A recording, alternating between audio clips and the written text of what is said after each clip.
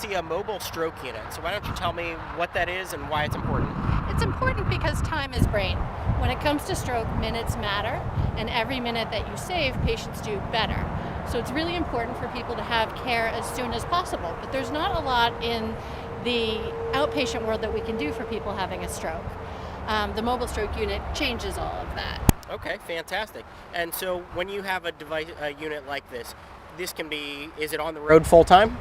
It is on the road Monday, Wednesday, and Friday now. We're launching to 5 days a week in the next month, and hopefully we'll go to 7 days a week shortly. Okay, and we're going to be joined by Larry Wersch here. He's with Citronia Ambulance Corps. Yes, Lehigh Valley was really lucky to be able to partner with Citronia Ambulance Corps, and Larry, their CEO, has really been helpful in us doing that.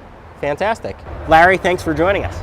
Well, thank you for having us. We're very proud to be a partner with Lehigh Valley on the stroke project.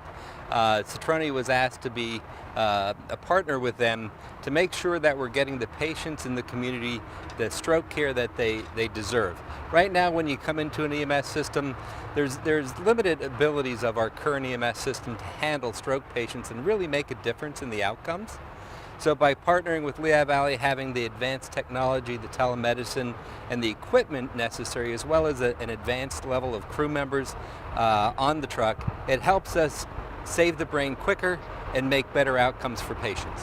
And so Larry, we heard from Dr. Leary that time is brain. And so how does the mobile stroke unit significantly decrease the time that a patient is going to get the care they need?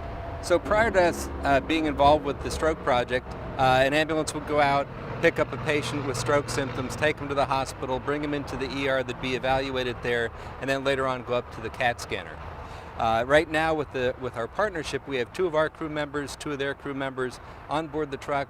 Basically what we do is we simultaneously dispatch them from our communications center at Citronia on all stroke calls, Monday through Friday, or Monday, Wednesday, and Friday right now, soon to go 7 days a week. And basically they get there first.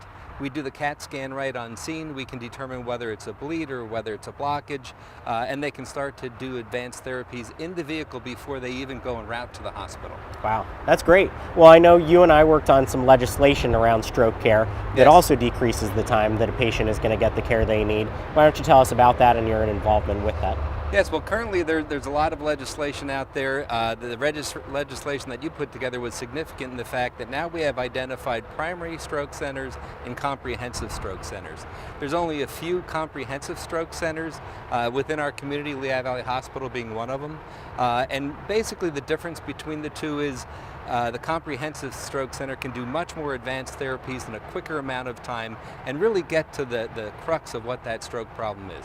Fantastic. Well, can we go inside the truck and take a look? Sure. All right, let's do it. Well, we're back where we started with Dr. Leary, and very fascinating work that they're doing inside and really resulting in saving people's lives. So why don't you tell us a little bit about the education that people should know at home about a stroke? Maybe why don't you start, who's most at risk for a stroke? A stroke's pretty common. It happens to 1 in 4 Americans.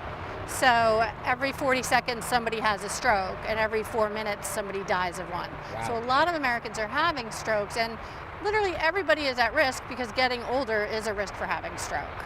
But there are some modifiable risk factors that we each have, and if you know what your personal risk factors are, you can help prevent yourself from having a stroke. Okay. So the most common one is high blood pressure.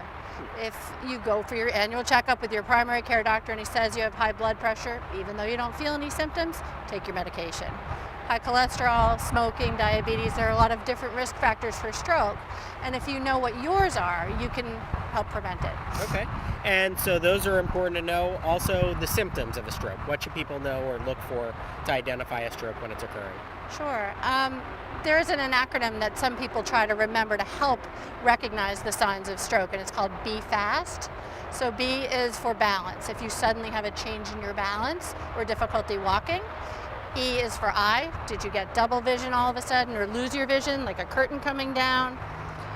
F is for face. Did your face get crooked? A is for arm. Does one arm look weaker than the other? S is for speech. T is for time.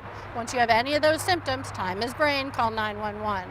I think it's really important to remember, and my partners all laugh at me about this, but the Lehigh Valley in particular, a lot of people wait to see if it gets better. So they stay at home and they take a nap. Don't sleep on a stroke. Don't go to bed if you have stroke symptoms. Wake up, call 911. Gotcha. And so in a process like this, calling 911 is the first step, and then the mobile stroke unit would arrive. They would transport you here to the hospital. And what's typical for the outcomes for patients then? So actually, other than the transport to the hospital, the treatment in the mobile stroke unit starts in the driveway of somebody's house. Oh, wow. So it's as if the emergency room came to you. Instead of waiting for that whole drive to the ER while your stroke is ongoing, we start reversing the stroke in the driveway of someone's home.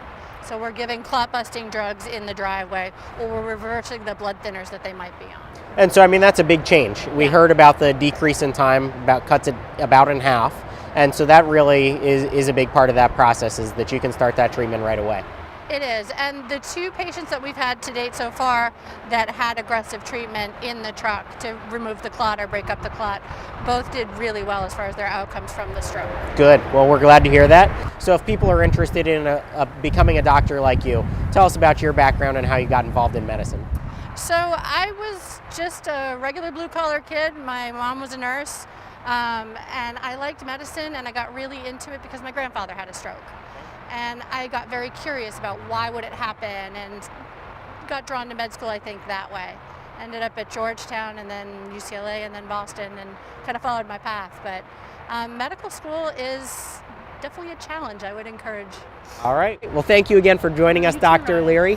And I want to thank everybody at home for taking time to join us on this episode of Legislative Report.